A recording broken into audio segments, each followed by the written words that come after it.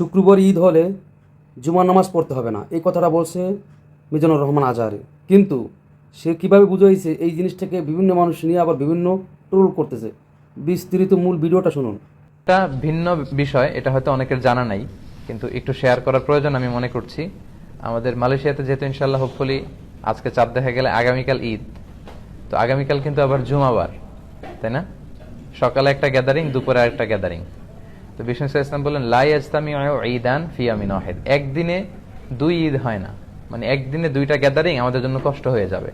এজন্য বিষ্ণু ইসলাম বলেছেন জুমার দিনে যদি কখনো ঈদ হয় আর ঈদের নামাজে যদি কেউ অংশগ্রহণ করে, তখন জুমার নামাজটা তার জন্য আর ওয়াজিব থাকে না, ওটা সুন্নাহ হয়ে যায়। রুকসা দিয়েছেন, ফ্লেক্সিবিলিটি আছে আর কি। লেটস সে আগামীকাল সকাল 7টায়, এই 7টার সময় সকালে 8-10 হাজার মানুষ এখানে অ্যাসেম্বলি করবে, এটা কি অন্য কোনো দিন সম্ভব ছিল? ঈদের কারণে সব স্কেডিউল আকপিস করে সবাই এখানে জড়ো হবে। আবার ঠিক দুপুর 12টায় এই 10-15 হাজার লোক আবার একত্রিত হওয়াটা কিন্তু আসলেই অনেকের শিডিউলের সাথে কষ্টকর। এজন্য বিশ্বনবী এখানে ছাড় দিয়েছেন যে ঈদের সালাতে কেউ অংশগ্রহণ করলে ফামান আরাদা ইয়াতি ফালিয়াতি ওমান আরাদা ইয়াতাখাল্লাফ ফালিয়াতাখাল্লাফ।